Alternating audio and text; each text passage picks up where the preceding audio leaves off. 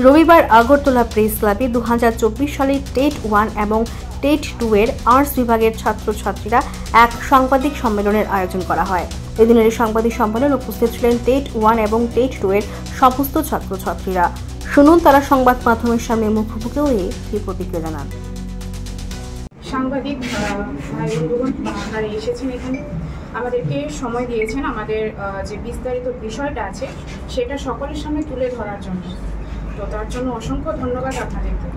আর আজকে যে প্রেস মিটের বিষয়টা এখানে তুলে ধরা হয়েছে বা আয়োজন করা হয়েছে সেটার মূল উদ্দেশ্য কী সেটা আমি এখানে আলোচনা করার জন্য এখানে বসেছি। তো অ্যাকচুয়ালি ব্যাপারটা হয়েছে যে 2022-এ আমাদের ট্যাট পরীক্ষা অনুষ্ঠিত হয়। আপনারা সকলেই জানেন, আমরাও জানি পরীক্ষার্থীরা।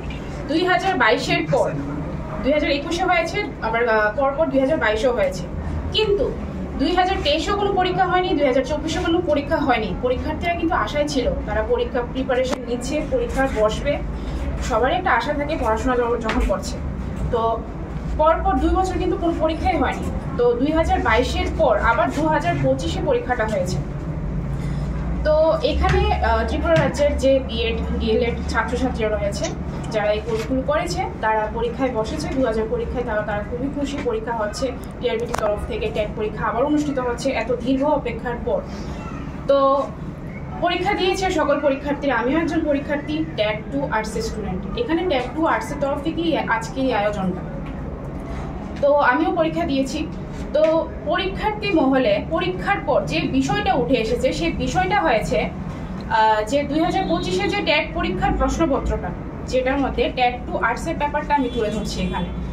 তো কি হয়েছে, সেখানে পরপর সারিবদ্ধভাবে কিছু টপিক পার্ট থাকে, যেমন সিডিপি পার্টটা রয়েছে, ইংলিশ পার্টটা রয়েছে, বেঙ্গলি পার্ট রয়েছে, দেন আমাদের এসএসটি পার্টটা রয়েছে, যেটার মধ্যে বিভিন্ন যে পার্টগুলো থাকে, যেমন হিস্ট্রি থাকে, জিওগ্রাফি থাকে, পলিটিক্যাল লাইফ থাকে এবং এসএসটি প্যাডাগোগি একটা পার্ট থাকে।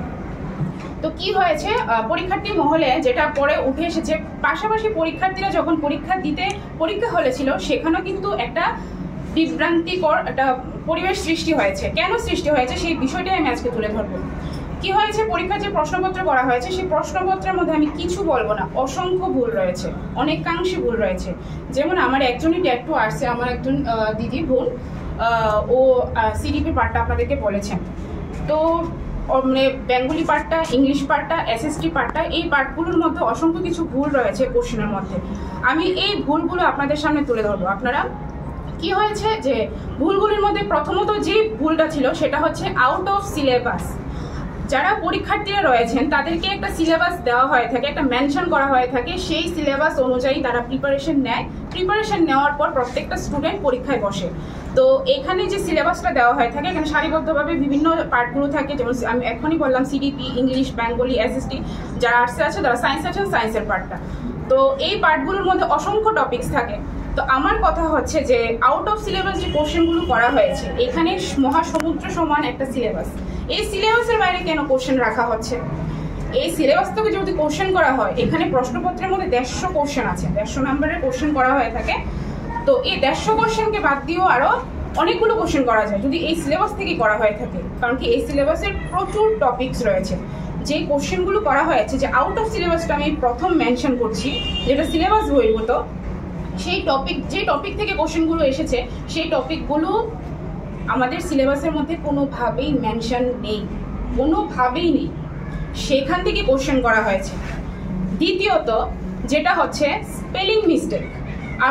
আমরা সবাই জানি, আমাদের বাচ্চাদেরকে আমরা যে গ্রামার পার্টটা, এটা খুবই একটা টাফ পার্ট, সেটা আমরা ভালো করে বোঝাই, আমরা নিজেও বুঝি। যে গ্রামাটিক্যাল পার্টটা আছে সেই পার্টটার মধ্যে ভুল করা হয়েছে, আর সেই ভুলটাও হয়েছে বেঙ্গলি পার্টটার মধ্যে। আপনারা সবাই দেখতে পারবেন যে